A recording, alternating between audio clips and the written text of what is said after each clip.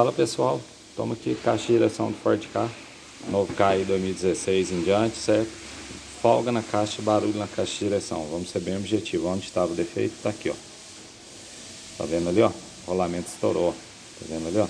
Não tem esfera nessa parte aqui, ó. O rolamento estourou. Olha lá pra vocês verem, ó. O rolamento do pinhão estourou. Olha lá, tá vendo o espaço grande ali, ó? O rolamento estourou todo, entendeu? E gerou uma grande folga aqui em cima e o barulho. Você virava o volante, que vai conectado, ó, coluna de direção, você virava o volante, aqui dava um barulho e uma folga enorme, certo? Lembrando, a caixa de direção do Ford Ka é elétrica, mas lá embaixo, o conjunto lá é uma caixa mecânica. A parte elétrica vai lá dentro do carro, entendeu? Nesse caso aqui nós optou por trocar completa, porque esse rolamento, geralmente todas as caixas, todos os carros, é difícil você achar os componentes para ela, entendeu? As medidas exatas. E como é um rolamento, é uma peça de segurança, a gente optou por comprar completa, beleza? Comprou completa motocraft, vamos estar trocando e resolver o problema, certo? O que a gente tem dentro dessa caixa aqui? A gente tem aqui a cremaleira, esse pinhão trabalha na cremaleira. Toda hora que você vira, esse rolamento está sendo forçado. Se a cremaleira está em bom estado, pinhão em bom estado, é mais só o rolamento mesmo que estourou. Olha o guia do rolamento, onde foi parar, estourou, ficou lá embaixo, certo? Não compensa dar reparo. Tem empresa especializada que faz o recondicionamento.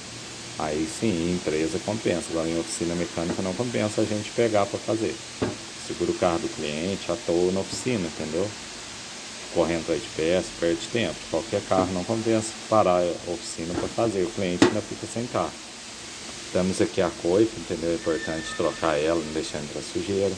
Temos aqui a barra de direção ou articulação de direção. Ela que folga bastante aí na maioria dos carros. Folga aqui dentro, aqui gera barulho toque-toque, entendeu?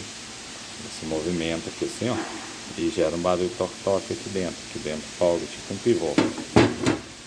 Nesse caso não era a barra axial, entendeu? Que é essa peça. O problema era o rolamento mesmo, era a caixa inteira. Outra dificuldade também, aqui tem o tucho que trabalha na queimaleira. A dificuldade também é ferramenta, tem umas travas duras de arrancar.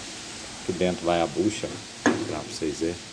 Temos as buchas dela aqui também, o acesso não é tão fácil.